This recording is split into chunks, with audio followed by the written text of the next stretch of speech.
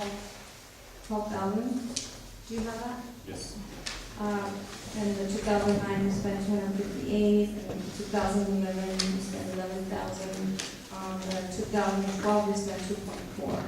So if you take the total expenditures and you subtract it from the prior year's revenues, then we have availability of $2.9 million.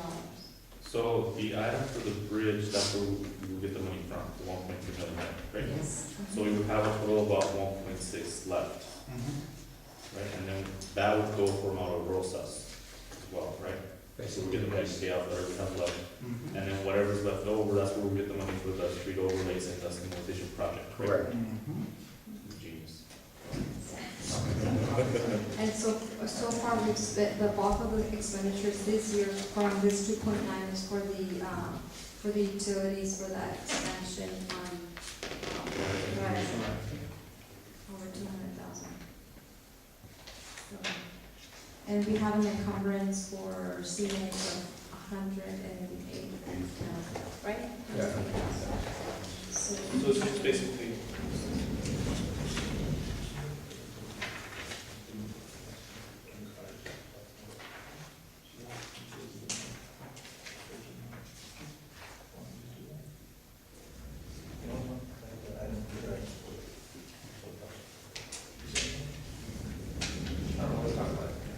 So I mean, on this one, it's just improving what you've been going through, it's not what we already did, obviously, we're just looking at what the numbers are showing right now, and that's it, right?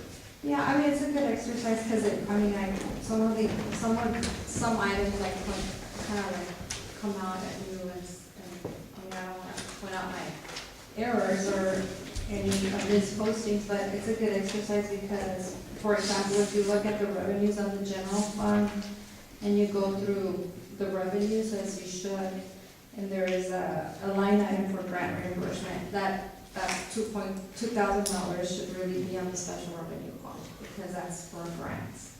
So, I mean, this is a good exercise for all of us to go through our revenues and expenditures to see where we're at.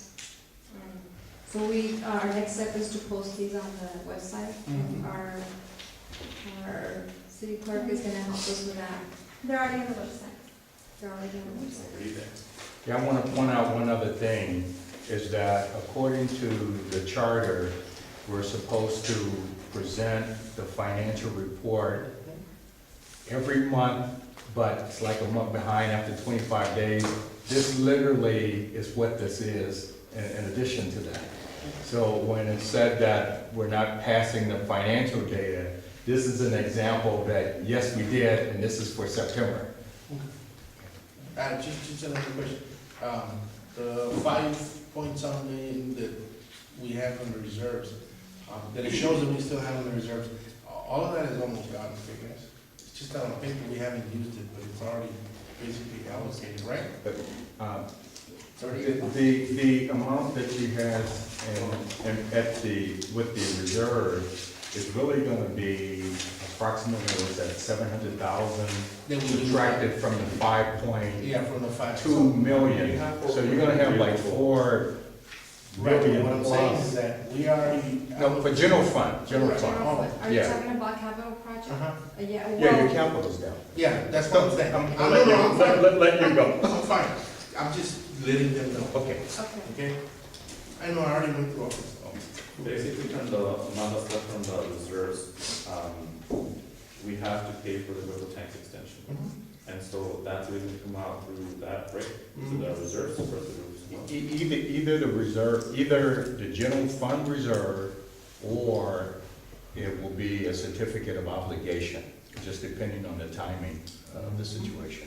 Yeah, and we also have a retainage payable for the bulldog fund that we haven't paid.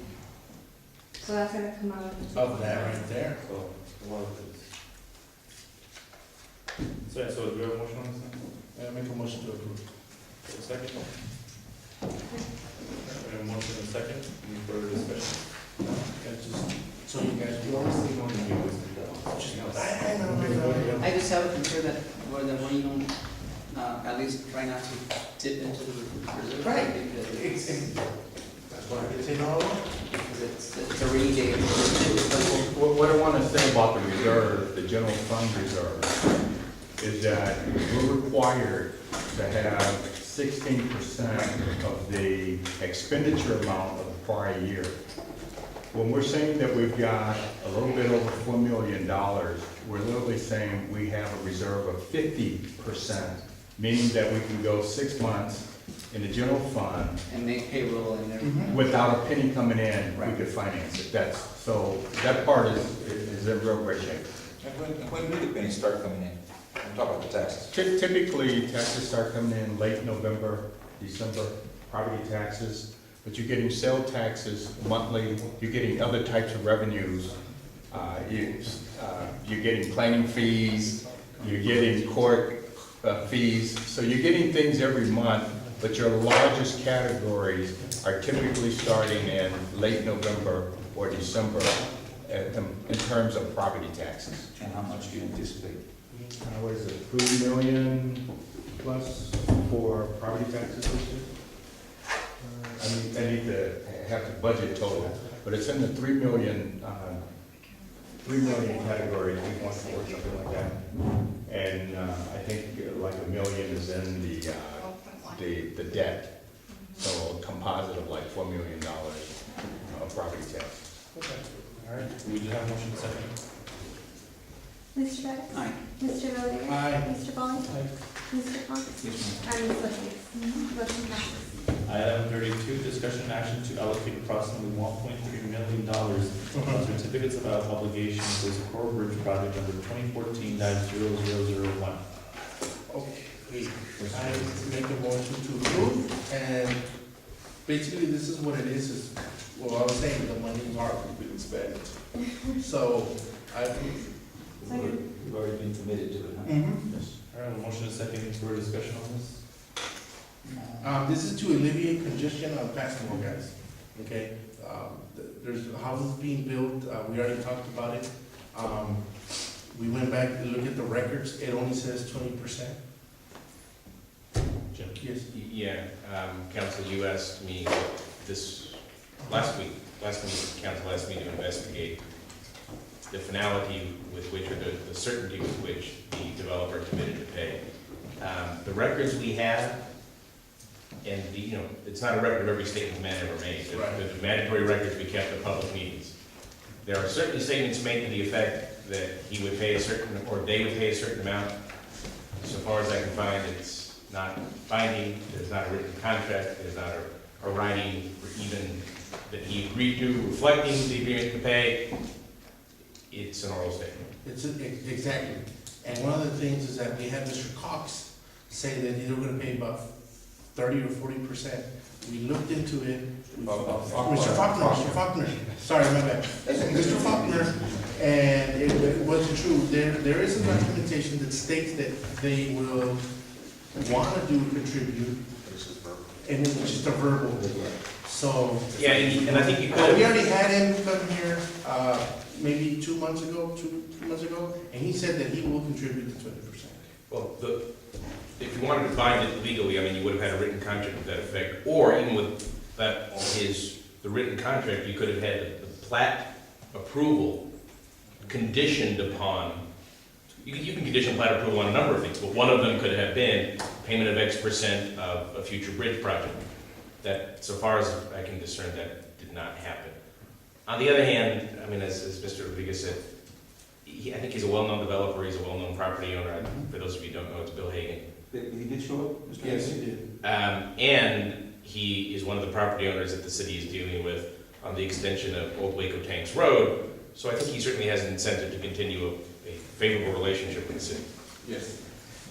Man's a businessman for a reason. Yeah, just for the record, though, Mr.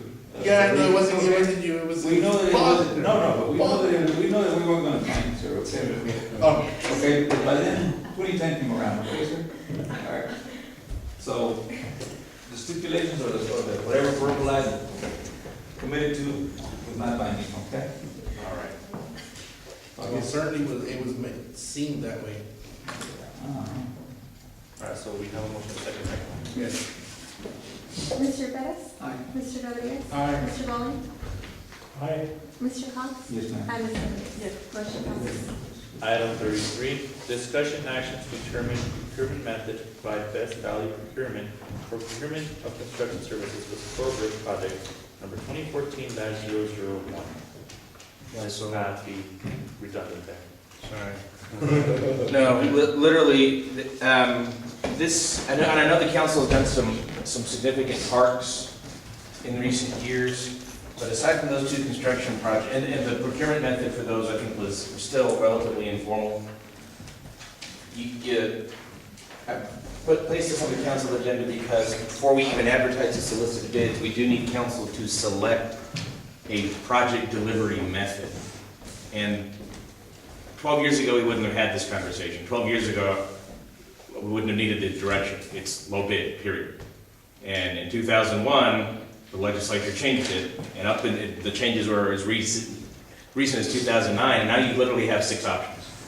And the six options are on the bottom screen of the handout that I provided to you. And I can tell you, 2 of them are what we would call traditional, old-fashioned, normal ways of delivering a construction project.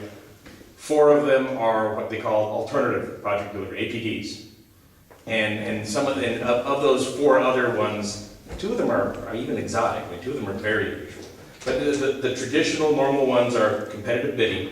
That's the old-fashioned low bid period. Or competitive sealed proposal. That's the modern version of competitive bidding. The other, design build, construction manager at risk, construction manager agent, and job order method.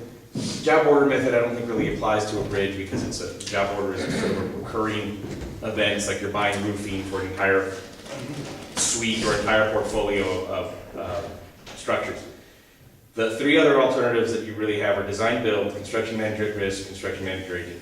Design build is where you hire one firm, you hire a contractor, and they hire the architect to do the design, and then they build it themselves.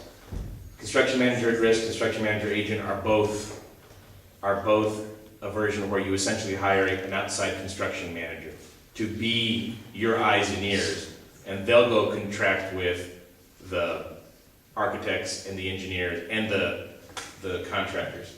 And I say they're fairly exotic. They're used in unusual situations where you have a very unusual project or a particularly unusual timeline, such as the ballpark in downtown El Paso. They're using a construction manager at risk because it is a fairly unusual project and their timeline was ridiculous. So that's what they've got. The recommendation that I can provide to you and that your staff can convey to you is the real choices are competitive bidding or competitive sealed proposal. My recommendation is competitive sealed proposal. Competitive bidding is locked in as the low bidder, period. Competitive sealed proposal gives you slightly more slightly more wiggle room. Basically, you go to the highest ranked proposal, which is usually the lowest cost bidder. But then you negotiate with that bidder, and if you fail to reach a satisfactory agreement, then you can go to the next bidder. And that's my recommendation. I think that's what the majority of government other communities use. Mr. Cox? On this, I just have a question about the competitive seal proposals. At one time, council would would open the sealed proposals, the bids, in council. I understand that practice is not in effect anymore? No, right? We haven't done it. I was in councils where they did that. It was during the council that we did. But we opened the sealed bids. Why is that practice discontinued? Do we know? I'm going to move away from the large electronics that are hanging over my head. What's the problem? They're creaking. They're making unusual noises.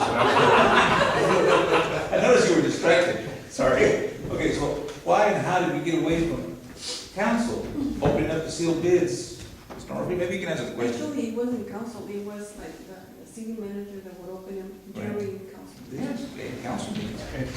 In most cases, it's more of an administrative function, and literally the city clerk is opening up virtually all of the bids, reading them out, indicating whatever data that's being used, and then it's evaluated from that point. Is that right?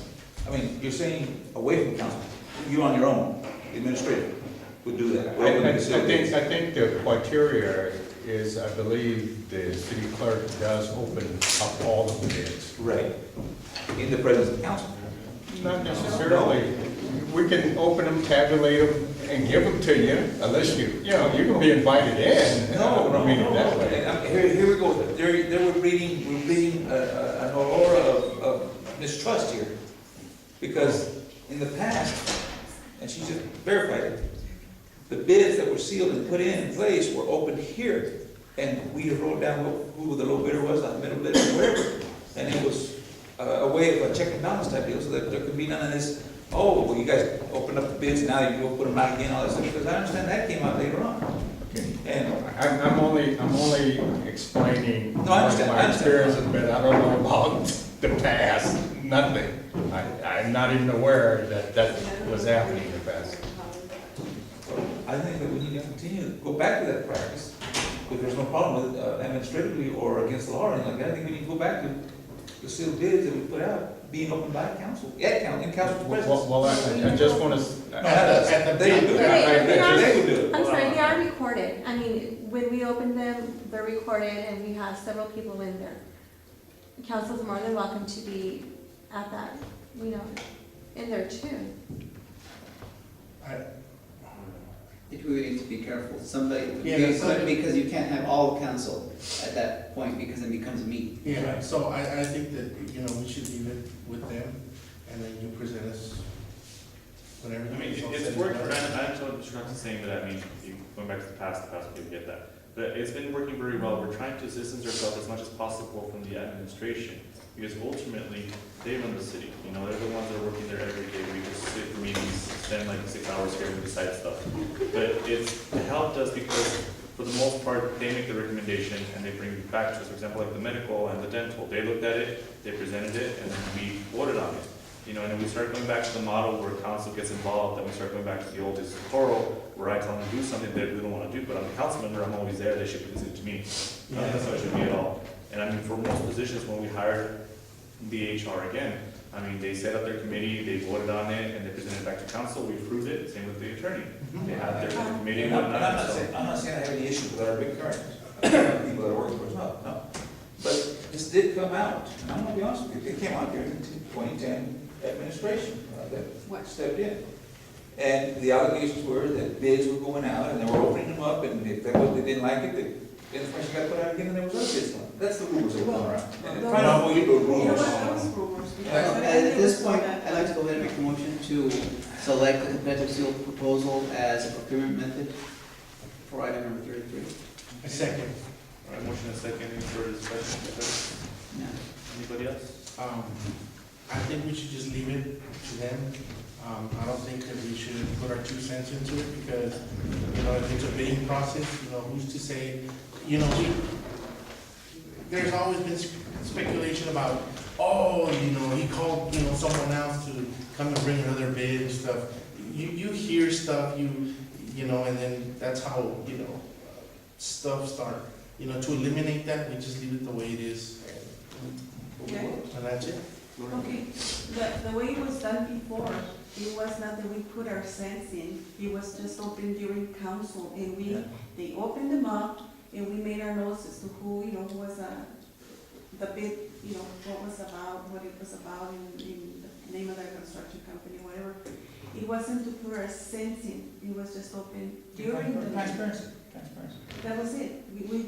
It had nothing to do with us choosing right then and there, I guess, you know, who we wanted, but everything was open in the open. But I think at the same time, Mr. Cox mentioned, when you mentioned transparency, it works both ways. I mean, both models have transparency, because this model that we have now, I mean, you know, the council had nothing to do with the bidding process. They weren't there. They get the motion presented to them, they look at the numbers, and they vote on it, you know. So in that way, we're transparent, because we know that council members were not involved in the process, and they don't have a say. Like, I mean, it could work both ways, you know, just saying that transparency both ways. We could sit here and you make a motion all of a sudden and it gets approved on, you know, you don't know. But No, but it wasn't that It way. was just opening the It was bids. just opening. Just opening the bids. Well, we do that now too. We They never open the got bids. involved in opening them. They opened them, they gave the information to us, and we just made notes of, Yeah. what's happening. That's what It wasn't like, we're choosing, Yeah, make them. or, He's right in Chin, what's the typical It's just a week lot of policy for rumors. this? What do most cities do for El Paso? Do they open it in council meetings? Do they go ahead and? Do they have a committee? Do they have? No, I've almost never seen them open before the governing body itself. There's typically, I mean, in bigger cities, and even El Paso, they have the bid opening room. There's a room at City Hall, it's the bid room, and you go there and they say at 3 PM on every Tuesday, we're gonna open all the bids for that week, and people can walk in and it is recorded. Yeah, and I mean, we do, I think that's, that's what we check about. I mean, if El Paso does it, then we should do it. But, okay, we have a motion and a second. That's fine. I was just curious as to what happened to it. And it is advertised in the paper twice, Yeah. when it's gonna be open. And like I said, we're hardly ever there, so. Following the court. Okay, motion made by Mr. Bettis, second by Mr. Rodriguez to approve with the competitive, sealed proposal. Mr. Bettis? Aye. Mr. Rodriguez? Aye. Mr. Bowling? Aye. Mr. Cox? Aye. And Mr. Rodriguez, motion passes. This is one of the nights I'm missing water burger. Alright. Somebody has to kill it.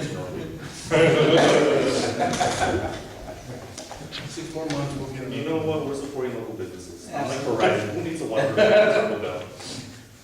Item 34, discussion action to set a date, establish budget, and to waive permit fees for holiday tree lighting festival. Alright, so I mean, it's almost Christmas time. Yeah, we're gonna, hopefully, whatever. So, it's time for us to set a little bit of festivity for the Christmas holidays coming up. I mean, I don't get why they call it a holiday tree. What other holiday has a tree for it? It's Christmas.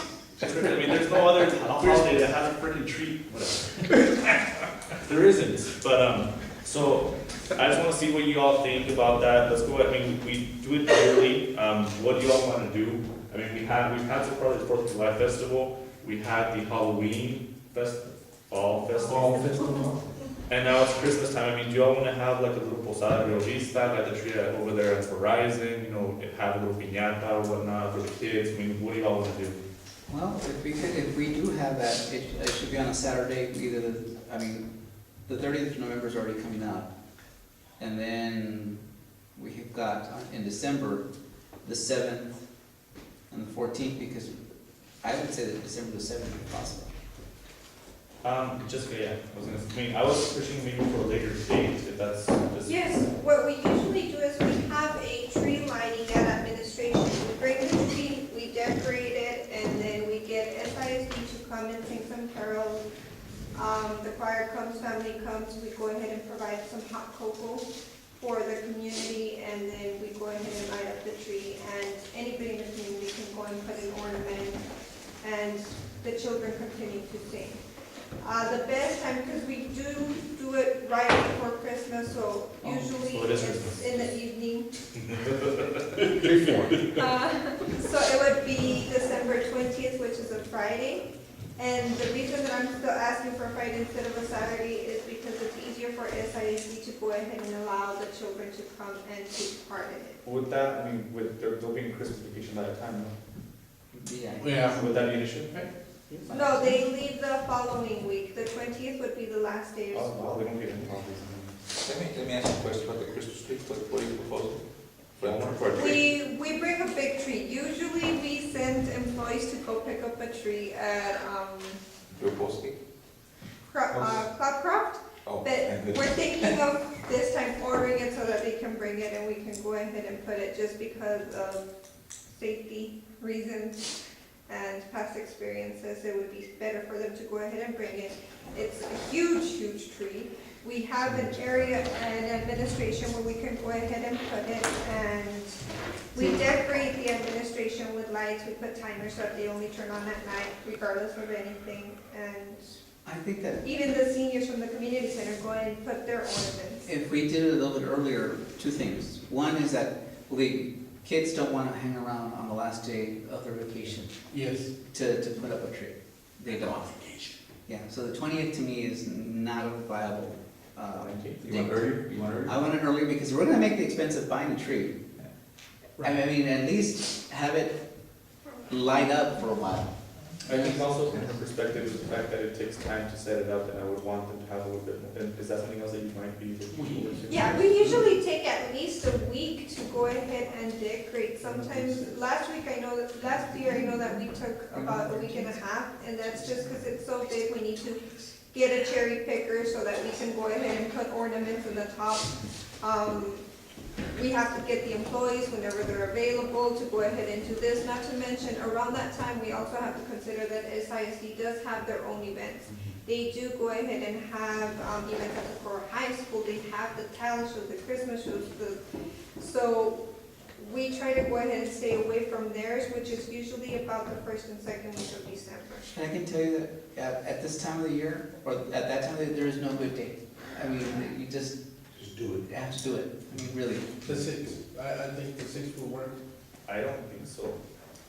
I mean, like, next week is Thanksgiving, most people, I mean, the workers will be, that's like at least time, what about 13th? Friday the 13th. 13th. Thursday the 12th, no, yeah, Friday 13th, I mean, because the We'll 6th have is just Jason the, put an ornament in there. Why not the 6th? I just think it's way too close, like, I think we're cutting it really short for the staff to No, get it because ready. then you can have She it said a for a week. longer time. She said a week. It takes at least a week, and we're coming back from, Thanksgiving. We're off the 28th, 29th, 30th, Yeah, just, I mean, do the 13th. and then we come back the 2nd of December. Yeah. So if we 13th. got it there the 2nd of December, we would only have 4 days, which usually is not enough time. I have a question, Jessica. People have told me that they would prefer to have it at Rio Vista other than administration because of parking. That it gets too crowded over there and that they would rather have it here at Rio Vista. It- And is there, I know, well, the picture, and like, do we do luminarias at all? I think that would be really nice for like the mission if possible, or even here at Rio Vista, put luminarias or something, just to make it more nice. We haven't done luminarias in the past, usually that's only restricted to the Mission Trail on Socorro Road. I would need to go ahead and see about, depending on when we get a supervisor for Rio Vista. Right now, I don't need. I've been assisting with Adriana. Yeah, who is the taking care of supervisor for Rio Vista right now? So, Who's running the rec centers? You are. On Well, Tuesdays? I'm the acting supervisor, but pretty much the projections remains the same. I go there every Tuesday. I greet the senior citizens, and I do tell them that if they need my presence there, just to give me a call, I'll call away, so. Okay. But I'm in constant communication. I'm receiving the schedules, I'm reviewing them. They, Lisbeth is about to go on maternity leave, so when she is out, she gives me a recommendation of who's gonna replace her, and I mean, it's been running pretty smoothly. Why not have it at Rio Vista because of the construction here in front of the administration? That's the thought that I had too. I mean, we could have the tree at admin, but maybe have a little festival here. Have the carolers, we don't have to have the Christmas tree here and then move it over there or order two. But I just think for space wise, I mean, I would want, if I'm a kid, I would want to beat up a piñata. I want to have us piñatas there, and I think it'd be great here. If there's more space, we could have the chocolate. I don't think, I'm just. Can we coincide with the operations and posting that Marcia Perez is working, and maybe get with her and see if we can put both together? You know, the Christmas tree lighting ceremony and I don't know what it is, Operation Santa Claus, or is it, what are they doing? I forget. They give gifts for kids and stuff.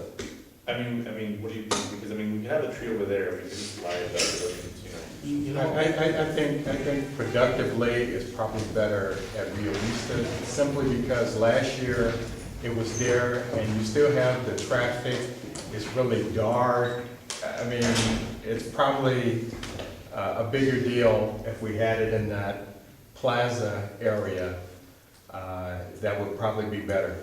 Because, yes, simply because of the parking. I mean, you had to have the officers trying to direct, and it'll be worse now. and the machine was literally out toward the street, and chairs are sitting in the parking lot. I think it was a better deal had it been here, because this is a lot bigger, you got adequate parking, and literally no traffic. Look, why don't we get a tree, we put it at admin, you guys can decorate it however you want, and then the festival, we can have like the first annual posada. That way it doesn't say holiday, and we can have it here, people can come in, we can pass out again candy bags like we did last time, just a bit more candy maybe, and then we can go ahead and put piñatas. We can have some music inside of Rio Vista, we can just make it into basically a little Christmas festival there. You know, we can have a Santa Claus. I've already been told that I'm gonna be Santa Claus for the seniors.